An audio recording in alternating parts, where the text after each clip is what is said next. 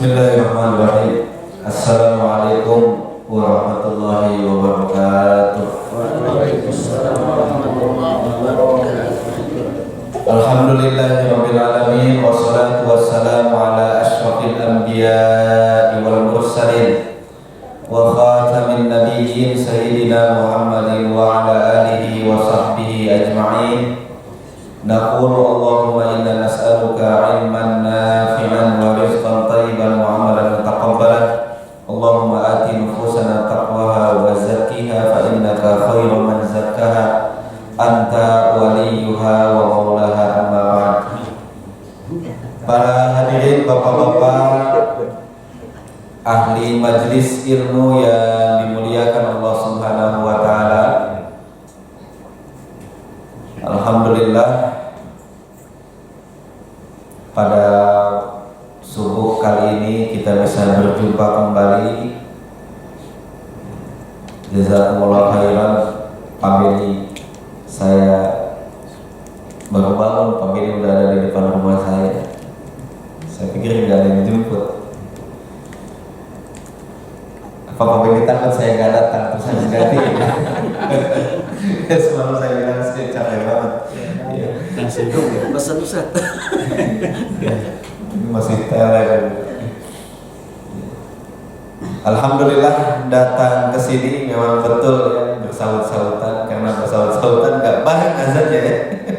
Di Baitul Rahim adanya telat. Insyaallah.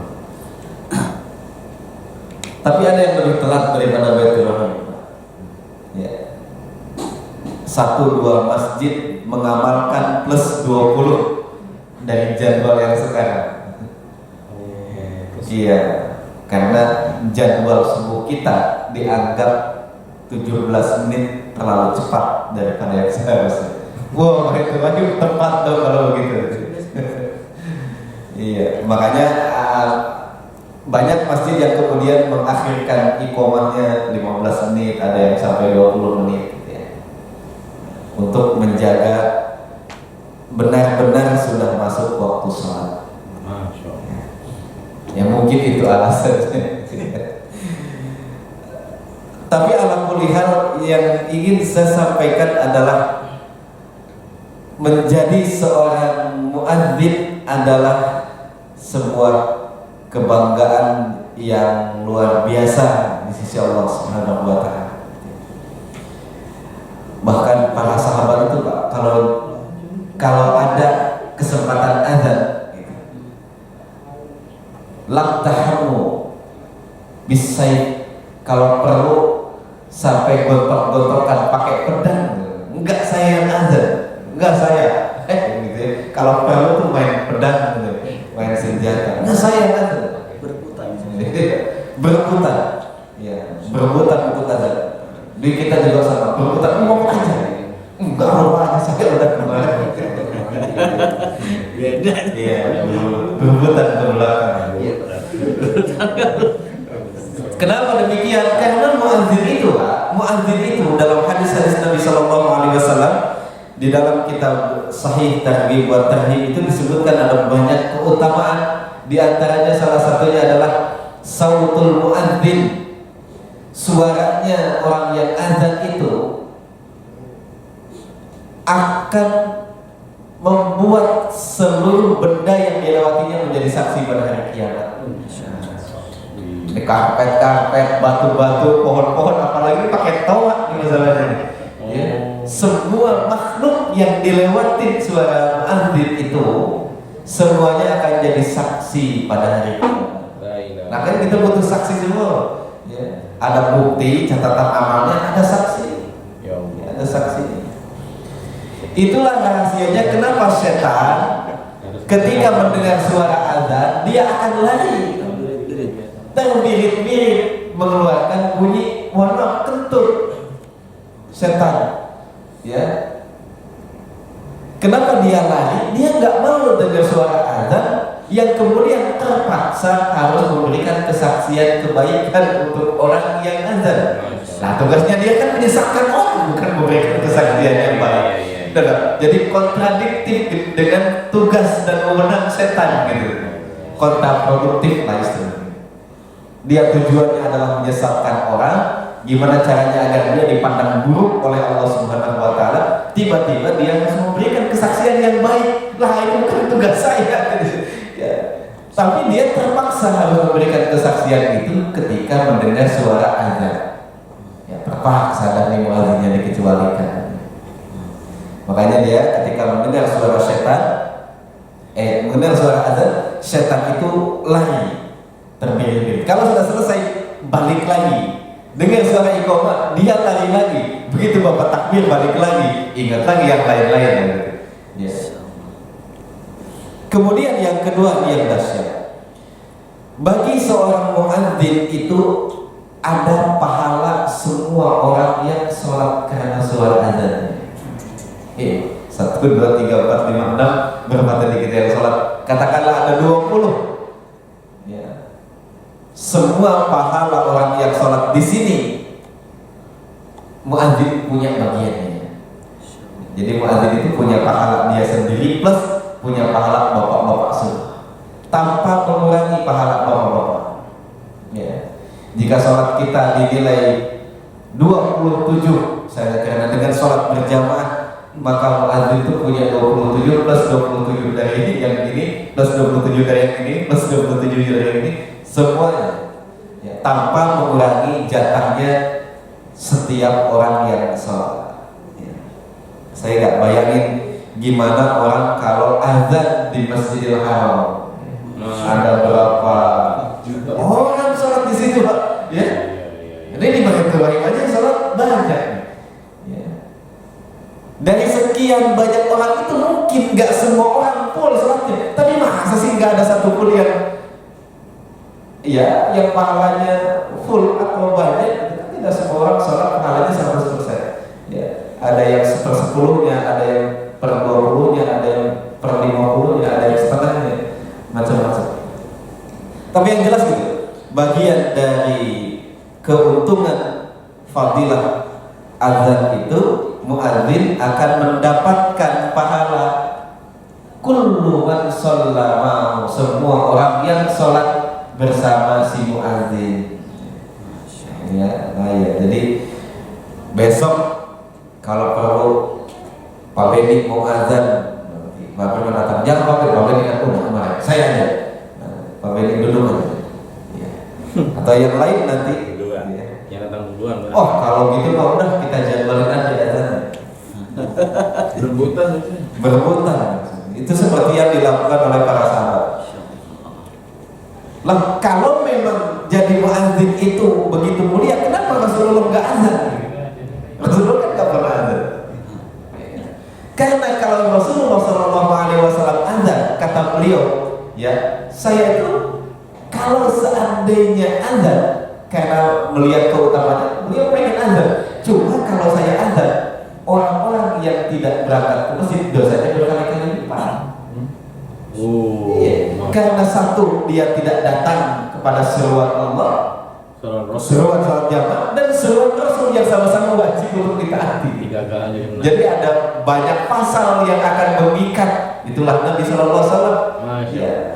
Beliau tidak, ya kalau untuk keuntungan pribadinya, beliau orang beliau rumahnya paling dekat dengan masjid, Pak. Ya. Yang lain belum datang, bisa aja beliau datang duluan kalau beliau selalu sholat malam dari pertengahan malam. Bisa saja beliau azan, cuma resikonya begitu.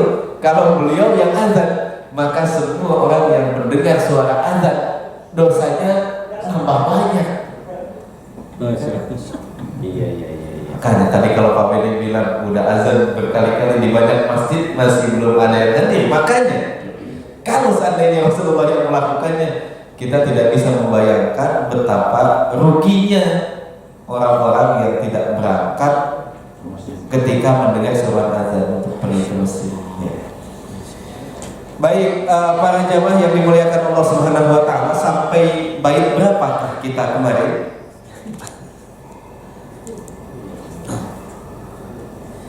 Saya berharap karena kajiannya adalah kajian rutin, ya, alangkah baiknya kalau kita naik level menjadi seorang muta'allim. Ya. Muta'allim, kun aliman au muta'alliman au mustami'an au muhibban wala takun khamisan. Jadilah engkau seorang alim yang ngajar, ranking 1, au muta'alliman atau yang belajar dengan menyiapkan perangkat belajarnya, bawa buku, bawa pulpen, ditulis hari ini sampai mana, apa kesimpulannya, itu muta'allim. Au mustami'an atau menjadi mustami, datang duduk mendengarkan pulang. Nah, kita kan mustami. Saya cuma nawarin, apa kita nggak mau naik level menjadi muta'allim, ranking 2, sudah ranking 3 mau. Di ranking 3 kita sekarang au mustami'an atau orang yang duduk mendengarkan dengan baik pelajaran-pelajaran, itu ranking 3. Au muhibban atau orang yang suka, suka, yang menyukai kegiatan-kegiatan ilmiah. Nggak datang sih, tapi lontongnya mah datang gitu. Ya, dia sendiri nggak datang, coba ya nasi uduknya datang. Dia senang dengan orang-orang yang ngaji, meskipun tidak ikut ngaji. Mungkin ada banyak hal yang sedang terjadi, ya, kita berhusnuzon, mungkin sedang sibuk, mungkin sedang ini, mungkin malu untuk datangnya. Ada banyak kemungkinan, carikanlah banyak alasan untuk bisa berhusnuzon gitu ya. Tapi dia suka dengan kegiatan ini, saya senang ya. Meskipun di rumah kadang-kadang saya senang gitu. Ada kegiatan Hari Besar Islam, wah semangat gitu untuk membantu segala sesuatunya. Senang dia dengan kegiatan-kegiatan pengajian, senang dengan alimnya, senang dengan muta'allimnya, senang dengan mustami'nya, itu muhibban ya, semacam supporternya. Wala takun khamisan, jangan jadi golongan yang kelima, suka aja enggak. Karena kalau ada orang ngaji sendalnya diumpetin. Orang ngaji dibubarin, banyak nggak senang dengan pengajian. Hijrah ke negeri Habasyah. Ini yang kau dibagi itu ya Ustaz ya? Yang buku dibeli itu ya? Mana itu buku? Baik, kita akan baca bait ke 27 tentang hijrah ke negeri Habasyah. Jadi kalaupun ini ternyata sudah, karena ternyata lupa, ya udah ulang lagi. Bismillahirrahmanirrahim. Qala al-musannif rahimahullahu ta'ala, wa rabi'un minan nisa wa 12 minar rijal as-sahbi kullun qad hajar ila biladil hubsi fi khamisi an wa fihi adu thumma adu lamalam. Wa rabi'un minan nisa wa 12, ada 4 perempuan dan 12 laki-laki. As-sahbi, semuanya dari kalangan para sahabat. Artinya ada 14 sahabat, ada 16 sahabat, 12 laki-laki, 4 orang perempuan, semuanya hijrah ya, meninggalkan kota Mekah, ila biladil hubsi, ke negeri Habasyah ya, ke negeri Habasyah. Bait ke-27 dan 28 ini menceritakan hijrah pertama kaum muslimin ke negeri Habasyah. Kenapa mereka hijrah? Kalau kita membaca literatur klasik yang ditulis oleh Ibnu Ishaq misalnya, pelopor penulisan Sirah Nabawiyah, alasan utama Rasulullah SAW memerintahkan para sahabat untuk hijrah adalah karena penindasan, karena intimidasi, gangguan-gangguan yang dilakukan kaum musyrikin di kota Makkah. Ya, jadi pasca dakwah terang-terangan mulai itu, karena isi dakwahnya hampir semuanya bertentangan dengan apa yang biasa dilakukan oleh masyarakat, pasti banyak gesekan, banyak pertentangan. Akhirnya mereka melakukan ancaman-ancaman, intimidasi, bahkan penyiksaan-penyiksaan, sehingga membuat Nabi Shallallahu Alaihi Wasallam memutuskan berdasarkan wahyu agar para sahabat hijrah ke negeri Habasyah. Ini dalam literatur klasik. Cuma kalau kita baca literatur modern tentang sirah nabawiyah, maka kita akan jumpai alasan lain di balik itu. Apa alasannya? Alasannya adalah karena orang-orang yang ikut hijrah ke negeri Habasyah ternyata mayoritas bukan orang-orang lemah yang mendapatkan gangguan. Justru orang-orang yang digolongkan sebagai kaum elitnya kaum muslimin. Jadi kalau alasannya karena kaum lemahnya banyak yang ditindas, kenapa yang hijrahnya bukan kaum lemah, justru orang-orang elit? Karena yang ikut hijrah itu Utsman bin Affan dengan istrinya. Nah, emang siapa yang mau ganggu Utsman bin Affan? Keturunan Umayyah, keturunan Bani Abdus Syams, ya, yang saat itu menjadi kompetitor utama Bani Hashim.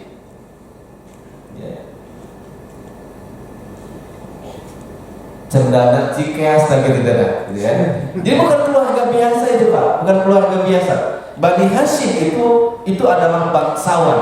Kemudian rivalnya itu adalah Bani Abdus Syams. Ya, rivalnya adalah Bani Abdus Syams. Utsman bin Affan itu keturunan Bani Abdus Syams, orang Quraisy dari keluarga Bani Abdus Syams. Beliau juga adalah tokoh terpandang, ayahnya juga tokoh terpandang. Kemudian memiliki kekayaan yang luar biasa. Nah, siapa yang berani nyolek Utsman bin Affan kira-kira? Kenapa nggak Bilal bin Rabah aja yang suruh pindah? Kalau alasannya adalah penindasan yang dilakukan oleh orang-orang muslim. Ini kasihan nih, orang-orang lemah kita ditindas, ya udah pergi. Tapi yang pergi Utsman bin Affan. Kemudian siapa lagi yang berangkat? Mus'ab bin Umair yang berangkat. Mus'ab bin Umair itu adalah orang yang paling disenangi di kota Mekah. Jadi kalau ada Hijaz Idol gitu ya, pemilihan Hijaz, idolanya orang Hijaz, itu mesti Mus'ab bin Umair itu nomor 1. Idolanya gadis-gadis di kota Mekah, idolanya bapak-bapak pengen punya mantu, tuh standarnya Mus'ab bin Umair. Nah, kira-kira yang mau gangguin Mus'ab bin Umair siapa? Kemudian siapa lagi? Abdurrahman bin Auf, yang bapak-bapak tahu sendiri. Dari segi kedudukan sosial, beliau adalah seorang bangsawan. Kemudian dari segi ekonomi, beliau adalah salah satu orang terkaya di kota Mekah, yang punya pengaruh luar biasa. Jadi yang hijrah-hijrah itu adalah kebanyakan tokoh-tokoh elit yang bukan orang biasa, yang sampai saat itu bahkan orang Quraisy pun belum berani menyentuhnya. Maka kemudian sebagian sejarawan mengatakan salah satu alasan hijrahnya para sahabat adalah untuk investasi dakwah. Jadi kasarnya, kalaupun mati semua orang di sini, setidaknya Nabi itu masih punya orang-orang yang diharapkan bisa meneruskan perjuangan. Makanya yang dikirim bukan orang biasa. Ya. Bahkan di hijrah yang berikutnya, yang dikirim tetap selain orang-orang yang lemah, tetap orang-orang luar biasa dikirim. Di antaranya Ja'far bin Abi Thalib. Ya.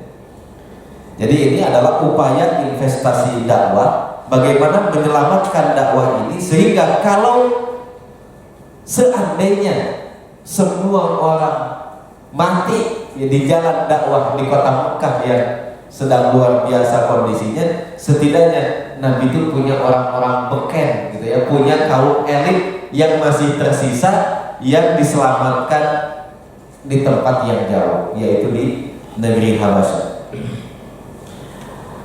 Nah, ini alasannya. Kemudian kenapa Rasulullah SAW memilih negeri Habasyah dan bukan ke negeri-negeri yang lain? Karena pilihannya banyak sebetulnya. Pertama, ketika Nabi ingin menyelamatkan sebagian kaum muslimin dari fitnah sekaligus sebagai investasi dakwah, maka satu, beliau punya pilihan untuk menitipkannya di kabilah-kabilah Arab yang lain. Ya kan, kabilah bukan cuma Quraisy, banyak kabilah-kabilah lain di Hijaz, di Jazirah Arab itu banyak, ya, di tempat-tempat yang lain. Ya. Kenapa beliau tidak memilih itu? Pertama, karena kabilah-kabilah Arab adalah orang-orang musyrik yang jelas berbeda segala-galanya dengan kaum muslimin yang akan dititipkan itu. Kemudian yang kedua, karena kabilah-kabilah Arab itu mayoritas terikat perjanjian dan koalisi dengan orang Quraisy. Jadi seandainya kalau dipindahkan ke kabilah Arab yang lain, kaum Quraisy kan tinggal calling WA, balikin dong. Tuh, ada berapa orang kaum muslimin yang datang ke tempat sini balikin. Dan mereka tidak akan menolak karena mereka terikat perjanjian koalisi. Ini adalah kebiasaan orang-orang pada zaman dulu. Tidak ada pemerintahan, yang ada adalah kabilah yang kemudian ini berkoalisi dengan ini berkoalisi dengan ini. Yang kecil sama, nggak bisa dia berdiri sendiri ya. Mohon maaf kalau yang kecil-kecil ya, dia harus berkoalisi dengan yang gede lah. Kalau mau eksis, gitu ya, dia sama kan. Kabilah zaman sekarang, partai politik juga kan sama. Yang kecil itu nggak bisa berdiri sendiri. Ya, dia harus nyari teman-teman yang lain. Konsepnya memang begitu. Sehingga karena mereka terikat oleh perjanjian koalisi tadi, maka siapa yang menjadi lawannya adalah menjadi lawan bagi semua anggota koalisi. Jadi kalau kaum muslimin itu menjadi musuh orang Quraisy, maka semua kabilah yang bergabung koalisinya dengan orang Quraisy akan memusuhi dia juga. Jadi percuma kalau dititipkan di kabilah-kabilah Arab yang lain. Kemudian Nabi bisa saja menitipkannya ke bawah, ke negeri Yaman yang tidak terikat koalisi dengan orang-orang Quraisy. Cuma Yaman pada saat itu adalah bawahannya Persia, ya, penyembah api. Yaman saat itu adalah bawahannya Persia. Bisa saja Nabi SAW menitipkannya di negeri Syam, di atas, di sebelah utara. Nah, kalau dia bukan penyembah api, dia Nasrani. Cuma Syam itu adalah bawahannya Romawi. Syam itu adalah bawahannya Romawi. Daerah kegubernuran Romawi, Syam itu. Ya. Maka kemudian beliau pilih Habasyah. Kenapa Habasyah? Pertama, karena Habasyah itu beragama Nasrani, bukan penyembah berhala, bukan penyembah api. Agamanya agama Samawi, Nasrani.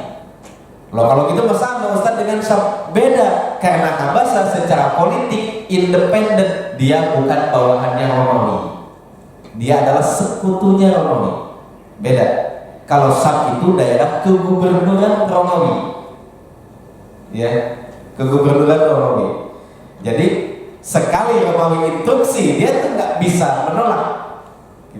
Tapi kalau Habasyah, dia punya hukum sendiri, dia punya kebijakan sendiri, dia independen dan dia tidak berada di bawah siapapun, hatta termasuk Romawi.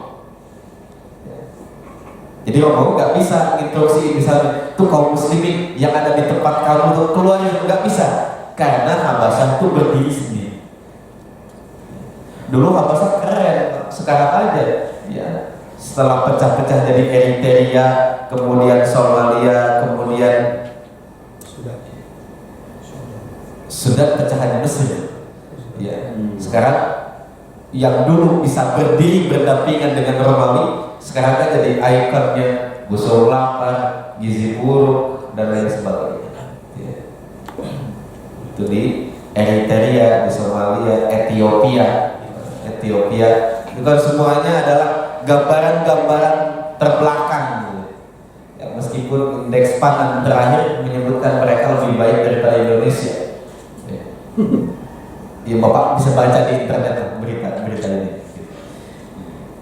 Nah, yang alasan berikutnya adalah karena meskipun Habasyah ini agamanya Nasrani, tapi pada kenyataannya secara ideologis Habasyah ini menganut Nasrani, gereja Alexandria, bukan gereja Roma. Sama-sama Nasrani, cuma ada perbedaan signifikan antara gereja Barat dengan gereja Timur. Dengan gereja Timur ada perbedaan signifikan tentang bagaimana cara memandang Trinitas, tentang bagaimana cara memandang Yesus. Ya, apa posisi Yesus di dalam akidah mereka itu? Mereka punya perbedaan yang tajam. Ya, yang kalau dalam cerita konsiliasi Nikea, sampai-sampai orang-orang Alexandria itu kemudian walk out dalam pertemuan itu dan kemudian membuat aliran sendiri. Ya. Nah, jadi secara ideologi agak lebih dekat dengan ideologinya kaum muslimin. Beda apa Solo, Nasrani sana. Makanya nanti ketika Amr bin As ngomporin Raja Habasyah dengan kata-kata, ini orang kurang ajar. Kenapa? Coba Raja tanya bagaimana pendapatnya tentang Isa bin Maryam. Dalam kalkulasi Amr bin As, apa yang akan disampaikan oleh kaum muslimin tentang Isa bin Maryam pasti bertentangan dengan ajaran orang Nasrani. Kan beda pandangannya. Kita menganggap beliau adalah Nabi dan Rasul Allah, ya. Sementara mereka kan tidak menganggapnya seperti itu, ya kan? Ini kalkulasinya Amr bin As. Dia lupa bahwa Najasyi itu berkiblatnya ke gereja Timur. Yang ketika Ja'far bin Abu Thalib dengan jujur mengatakan, ya udahlah gimana lagi, udah kita sampaikan sesuai dengan apa yang ada di Quran, gitu. Bahwa Isa itu adalah Nabi dan Rasulullah, lahir dari rahim Maryam yang suci, ruhnya langsung ditiupkan oleh Allah Subhanahu wa Ta'ala. Dia bukan Tuhan, dia adalah seorang nabi. Senang dong Amr bin As gitu. Nah kan beda kan? Tuh. Dia menghina Tuhanmu. Lalu apa kata Raja Najasyi? Lah enggak, sama dengan ajaran yang saya yakini. Kan begitu. Ini kan kalkulasi luar biasa. Ya. Jadi ini pertimbangan Rasulullah SAW. Kalau kita bedah satu-satu aspek-aspeknya, kita akan menemukan betapa pemilihan ke negeri Habasyah ini bukan pemilihan tanpa pertimbangan. Dari segala aspeknya ini tempat yang paling cocok. Sekalinya nanti ada konfrontasi tentang teologi, tentang akidah, tentang ideologi yang dibawa oleh Nabi Muhammad SAW, yang diajarkan kepada kaum muslimin, dikonfrontasikan dengan ideologi yang diyakini oleh Raja Habasyah, ternyata nggak jauh berbeda. Beda nanti kalau dibawanya ke Syam, karena di Syam dia adalah Tuhan, di Habasyah enggak, dia adalah Nabi. Sama kan di sini. Ya, kemudian karena secara geografis juga ini yang paling tepat untuk dijadikan sebagai tempat pelarian. Dan secara personal Raja Habasyah ini terkenal dengan keadilannya, ya, terkenal dengan keadilannya. Hadirin yang dimuliakan Allah Subhanahu wa Ta'ala. Nah, ini adalah peristiwa fi khomisi'an pada tahun ke-5 kenabian, terjadi hijrah yang pertama ke negeri Habasyah dengan alasan-alasan yang tadi dikemukakan. Kemudian juga alasan-alasan kenapa yang dipilih adalah negeri Habasyah dan bukan negeri-negeri yang lain. Nggak ke Garut aja, Ustaz. Ya. Sekarang banyak teori, dari mulai teori yang masuk akal sampai yang tidak masuk akal. Ceritanya banyak. Di antaranya cerita yang paling senang saya dengar adalah ketika Ali bin Abi Thalib itu berduel dengan Prabu Kian Santang. Cerita yang paling senang saya dengar dulu waktu kecil. Jadi Ali bin Abi Thalib radhiyallahu anhu itu pernah datang ke kota Garut, kemudian menancapkan tongkatnya. Tongkat itu nggak ada yang bisa mencabutnya. Hatta yang paling sakti Mandraguna tuh, anaknya Prabu Siliwangi, ya, Sri Baduga apa itu gelarnya itu, Pajajaran, gitu, itu tidak bisa mencabutnya. Jadi ketika dia mau proklamirkan saya itu sakti Mandraguna, tuh coba cabut tongkat, gak ada yang bisa nyabut. Akhirnya dia masuk Islam. Ya, setelah masuk Islam dia dakwahi bapaknya. Anaknya Muslim, bapaknya bukan Muslim. Kata anaknya, ayah, pokoknya siapapun yang tidak sama agamanya dengan saya harus saya ratakan, harus saya hancurkan. Bapak Muslim masalahnya nih, saya Muslim. Terus? Wah, nggak jadi kain itu sini. Jadi menata. Iya, jadi saya senang sekali baca kisah-kisah itu. Di antaranya quotes yang paling menarik adalah ketika Prabu Siliwangi berkata kepada anaknya, wahai anakku, kalau seandainya pohon yang sudah meranggas itu adalah ayahmu, adalah kerajaan ayahmu, dan yang sedang duduk di bawahnya adalah ayahmu sendiri, apakah kau akan tetap menebangnya? Perkataan Prabu Siliwangi itu. Saya masih ingat betul kata-kata itu. Jadi pamornya memang sudah turun pada saat itu. Pamornya memang sudah turun. Jadi diibaratkan pohon yang merangkas kerajaan itu. Sudah mau mati. Dan yang berteduh di bawahnya, di bawah kerajaan itu adalah ayahnya, Prabu Siliwangi.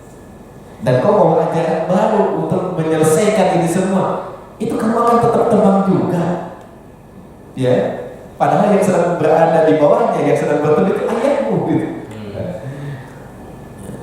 Ini salah satu serial yang sempat ditulis ya tentang bagaimana dakwah itu selalu hambatan utamanya adalah keluarga sendiri. Jadi saya menulis artikel bahwa dakwah yang paling berat adalah dakwah dengan keluarga, dan biasanya itu yang jadi batu sandungan pertama adalah keluarga sendiri. Dari zamannya Nabi Adam sampai zaman Nabi Sallallahu Alaihi Wasallam kan begitu. Sandungan dakwah itu yang pertama kali ya anggota keluarga. Ya. Salah satunya kisah Prabu Siliwangi. Ini Pak, jadi negeri Habasyah itu pada tahun kelima, wafihi adu, di tahun yang sama, di bulan yang berbeda, mereka balik lagi ke kota Makkah. Lah kenapa balik lagi? Karena ada peristiwa besar yang terjadi pada saat itu, yaitu sujudnya orang-orang Quraisy di hadapan Nabi Shallallahu Alaihi Wasallam.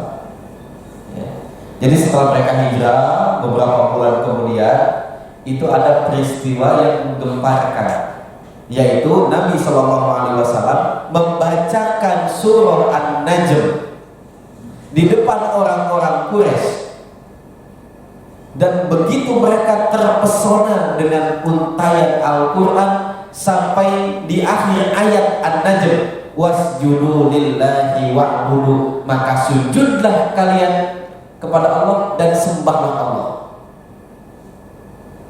Tiba-tiba semua orang yang mendengarnya, baik mukmin maupun yang tidak mukmin, laki, perempuan, anak, dewasa, semuanya sujud. Semuanya sujud. Termasuk dedekot kafir itu, semuanya sujud. Ketika mendengar kata-kata wasjudu lillahi wa'budu, maka bersujudlah engkau kepada Allah wa'budu, dan sembahlah Allah. Mereka tidak bisa menahan dirinya untuk tidak bersujud sesuai dengan instruksi yang ada di dalam Al-Quran. Ini dahsyatnya Al-Quran. Orang nggak mau pun tanpa sadar, seolah terhipnotis itu, sujud mereka, sujud.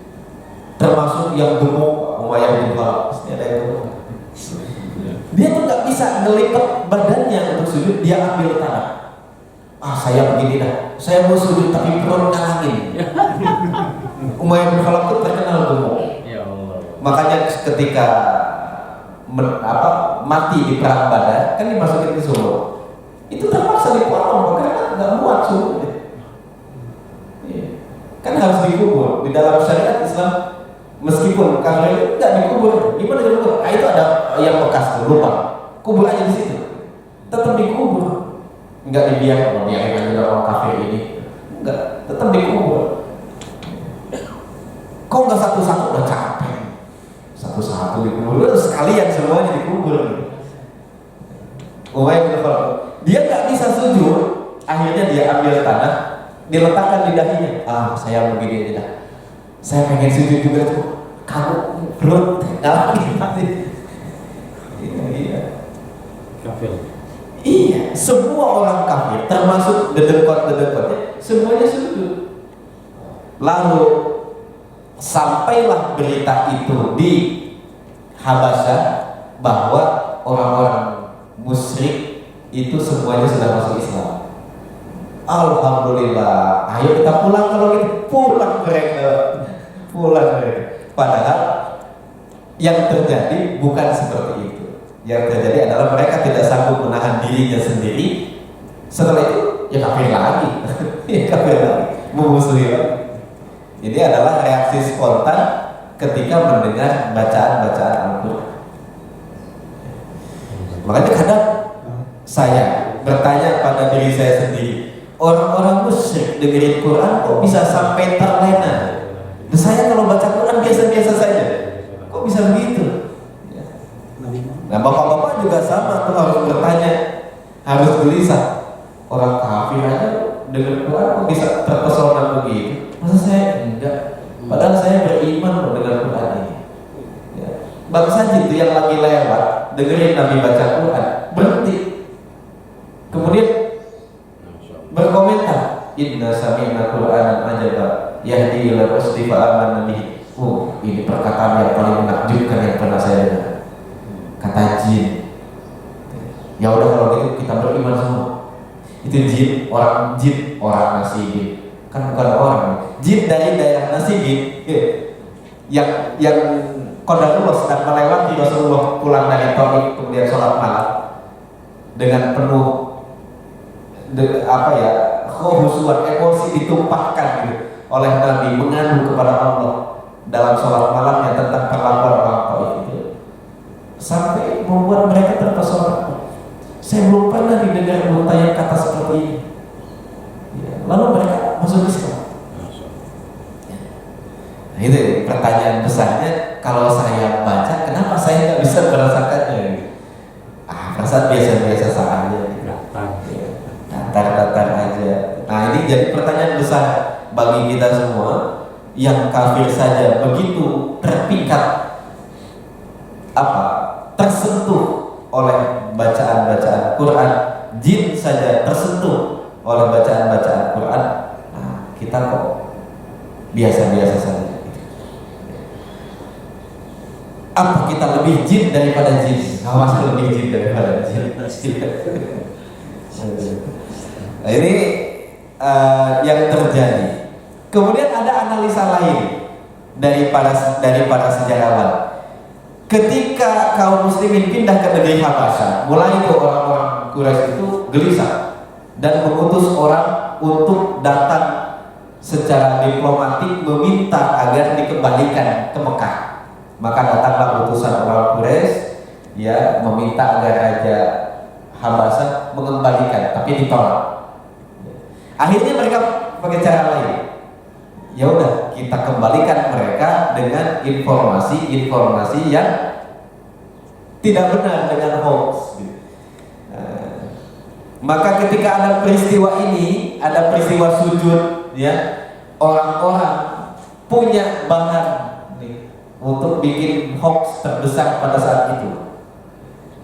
Lalu dibuatlah headline beritanya, dedekot kafir masuk Islam. Beritanya gitu. Padahal kenyataannya enggak. Nah, ini memang sengaja disebarkan oleh orang tertentu di negeri Habasyah dengan tujuan untuk mengembalikan mereka ke Makkah. Karena secara diplomatik tidak berhasil, Najasyi tidak mengizinkan mereka membawa pulang kaum muslimin. Kata Najasyi, kalau sudah datang di sini saya pelindungnya. Ya, nggak bisa kecuali mereka pengen pulang sendiri. Kalau itu mas saya nggak bisa nahan gitu. Maka gimana caranya agar kaum muslimin pengen pulang sendiri? Pulangnya atas kemauan sendiri. Dibikinlah hoax terbesar pada saat itu, berita-berita headline yang penuh pada saat itu. Para dedekot kafir masuk Islam. Mungkin kalau ada fotonya tuh lah pada sudut tuh. Kalau ada fotonya gitu ya. Yang jelas berita itu nyebar di Habasyah bahwa orang-orang musyrik bersujud kepada Nabi, dan itu artinya mereka semuanya sudah masuk Islam. Maka orang-orang yang beriman pada saat itu pulang. Pulang. Gara-gara berita ini pulang. Suma'adu, kemudian mereka pulang. Ya buat apa lagi di negeri Habasyah kalau di Mekah sudah aman? Ya, kalau di Mekah kondusif untuk berdakwah, ngapain lagi di Habasyah? Jadi mereka pulang. Begitu mereka pulang, ternyata kondisinya tidak seperti yang dibayangkan. Subhanallah. Lalu mereka terpaksa balik lagi sebagian. Ya, balik lagi sebagian. Salah satu hum wa tamanuna rajul. Maka di kesempatan kedua ketika mereka balik lagi, bertambah jumlahnya 83 laki-laki, wa ma'ahum jama'atun hatta kamul wa hunna aswa tamanin, ditambah ada 18 kaum wanita. Jadi kan mereka pulang nih, begitu tiba di Mekah, lah kok nggak seperti yang diberitakan. Mereka ternyata nggak masuk Islam, bahkan penindasan semakin menjadi-jadi. Akhirnya sebagian orang yang sudah pulang ke Mekah balik lagi ke negeri Habasyah. Sisanya tetap bertahan di Mekah. Lalu beberapa bulan kemudian mereka pulang lagi ke Habasyah, hijrah lagi. Itulah hijrah Habasyah yang kedua, diikuti oleh 83 laki-laki dan 18 perempuan. Dan lebih banyak nih karena penindasannya semakin menjadi-jadi. 18 perempuan. Nah ini sebagian orang-orang yang hijrah ke Habasyah ini, sebagian kemudian bergabung dengan Rasulullah SAW pasca beliau hijrah. Jadi nanti Rasulullah SAW hijrah ke Madinah, kemudian bikin Masjid Nabawi, kemudian bikin rumah buat beliau. Setelah rumah selesai, Rasulullah memerintahkan orang untuk memanggil sebagian kaum muslimin yang hijrah ke negeri Habasyah untuk bergabung di Madinah. Sebagian lagi nanti pulang pasca penaklukan Khaybar paling banyak. Ya, jadi sebagian kecil bergabung dengan Nabi SAW setelah beliau hijrah. Di antaranya Saudah, ya, yang sudah dinikahi oleh beliau jarak jauh. LDR ya, nikahnya by phone gitu. Nggak ada by phone ya, karena nggak ada telepon. Iya, nikahnya jarak jauh. Nabinya di kota Mekah, Saudahnya ada di Habasyah. Boleh begitu? Boleh. Teman-teman saya banyak yang begitu. Ya, istrinya di Indonesia, dia nikah di Mesir. Nikah, dia udah nikah aja. Cuma rugi. Habis nikah nggak bisa ngapa-ngapain gitu aja. Ya habis nikah bubar, ya udah bubar aja, tidur sama temennya lagi gitu. Ya, tidur sama temennya lagi. Boleh, karena yang harus hadir rukun nikah itu asal ada pengantin laki-laki, pengantin perempuan, wali, saksi. Kalau semuanya ada, ya udah. Meskipun pengantin laki-laki dan pengantin perempuannya tidak berada di satu tempat.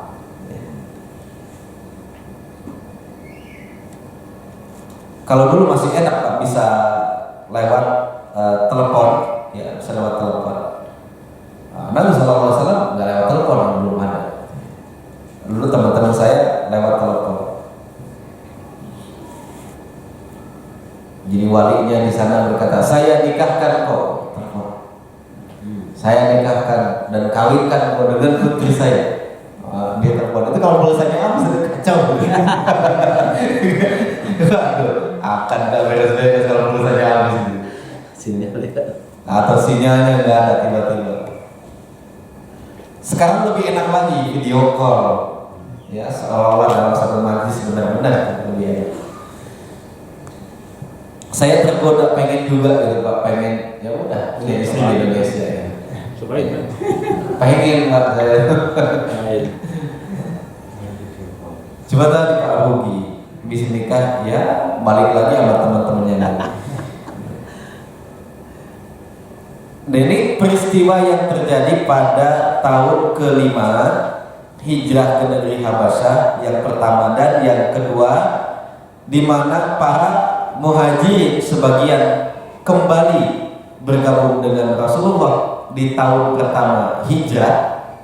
Ya, nanti beliau akan mengutus Umayyah ad-Damri ke Najasyi meminta sebagian muhajirin untuk dikembalikan ke kota Madinah. Sebagian besar nanti pulang bersama Ja'far bin Abu Thalib pada saat penaklukan Khaybar.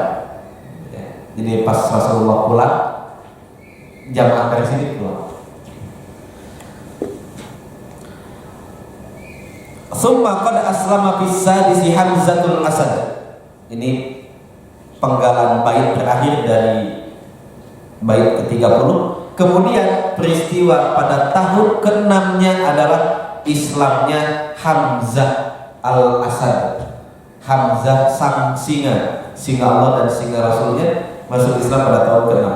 Jadi tahun ke-5 hijrah ke negeri Habasyah, tahun ke-6 adalah Islamnya Hamzah al-Asad, plus nanti juga bersama dengan itu beberapa bulan kemudian Islamnya Umar bin Khattab. Nah, jadi buku ini memang dirinci tiap tahun, apa peristiwa tahun keempat, apa peristiwa tahun kelima, apa peristiwa tahun keenam. Ya, kelima tadi peristiwa tahun keenam yang paling fenomenal adalah Islamnya Hamzah. Ya. Jadi Hamzah itu masuk Islam, pulang berburu, bawa busur, bawa gondewa gitu, tolak. Orang muslim juga tolak sama. Ya. Dia pulang berburu dan kebiasaan Hamzah kalau pulang dari luar kota meski tawaf dulu. Orang muslim kalau bepergian Pak sebelum pulang tawaf dulu sebelum nyampe rumah, dan itu syariat dalam agama kita. Kalau kita bepergian sebelum nyampe rumah sholat dulu di masjid 2 rakaat. Enak ya rumahnya dekat masjid.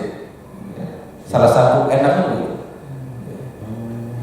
Jadi salah satu sunnah pulang safar itu sholat dulu 2 rakaat. Sholat dulu 2 rakaat, kemudian baru pulang. Kayak yang harus dibahas nih, adab dan etika safar. Kemudian bapak-bapak dianjurkan WA dulu, mah saya pulang, jangan main gerbak-gerbak. Saya mau tahu sih saya ngapain aja di rumah kalau saya pulang dadakan. Enggak, Nabi enggak menganjurkan. Nabi mengatakan kalau kamu mau pulang kasih tahu istri dulu. Nabi begitu, beliau tunggu di perbatasan kota, suruh orang bilang sama istri saya pulang. Siap-siap. Dulu begitu pas sampai ngutus orang, nah bapak makan tinggal WA. Mang, OTW nih, 20 menit lagi nyampe yang lebih enak. Tapi kadang-kadang ada suami, saya mau tahu dia ngapain aja sih kalau saya lagi nggak ada. Jadi ada beberapa adab safar yang jarang dikerjakan. Satu tadi sholat sunnah masjid sebelum datang ke rumah. 2 tadi kasih tahu istrinya, ya kasih tahu istrinya biar istrinya siap-siap sisiran dulu, mandi dulu. Bapak jangan pulang istrinya mau keringet. Ya. Kemudian yang ketiga nih yang jarang, walimah, ngumpulin orang. Karena kita wali safar itu sebelum safar biasanya. Jadi kumpul-kumpul undang tetangga itu yang paling disenangkan itu setelah safar. Bapak-bapak nih disuruh nih pulang dulu, undang tetangga makan gitu Pak, beli sapi, katanya beli kambing. Kalau kita sebelum boleh, boleh bagus, silakan. Tapi setelahnya juga. Kan lumayan 2 kali kita makan Pak. Ya bukan masalah 2 kali makanya, tapi sebenarnya begitu. Yang jangan dikerjakan adalah justru kita sebelum safar kita ngundang orang gitu ya, doa ini biar selamat. Iya bagus memang. Ya, pamitan sama tetangga-tetangga itu bagus dan dianjurkan. Tapi pulang safarnya nggak ada kabarnya ini udah pulang apa belum? Bintik pulang. Waduh, bukan masalah oleh-oleh juga. Baru 2 kali. Jadi nanti budgetnya di APBS itu ya, itu ditambah. Jadi sebelum sampai nanti biaya selama perjalanan, pulang dari perjalanan lebih dari 3 hari. Ya. Kalau sini ke Cibubur ke Wilayah Tika, apa jangan mukulin orang. Kalau bapak saya umroh itu kan lebih dari 3 hari. Ya nanti kita khususkan lambang safar kali ya. Ya wasiat aja kita nggak pernah. Ya. Kalau lebih dari 3 hari wasiat, tulis wasiat buat anak istri kita. Ada bapak mah. Pak Firman kemarin tulis wasiat nggak? Kan barang Lain sama. Tulis wasiat. Iya. Ustadz juga sama kan? Sama. Tulis wasiat. Ya Allah, utang-utang saya. Kita nggak akan tahu Pak perjalanan lebih dari 3 hari itu. Ya apa yang akan terjadi? Ya Allah. Seandainya kemudian ditakdirkan Allah wafat di perjalanan, dan itu insya Allah bagus gitu. Ya. Setidaknya orang yang ditinggalkan tahu apa hak dan kewajiban yang belum terselesaikan.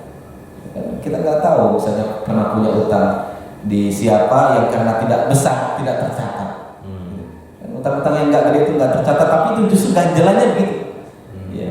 Orang tuh selak itu nggak akan sama tulang sapi, sama tulang ikan yang kecil. Ya. Di sini tulang sapi kan nggak gede soalnya. Kita sadar kita keluar. Tulang ikan itu, duri ikan yang kecil tuh yang justru jadi masalah. Kita nggak sadar tiba-tiba sampai di sini.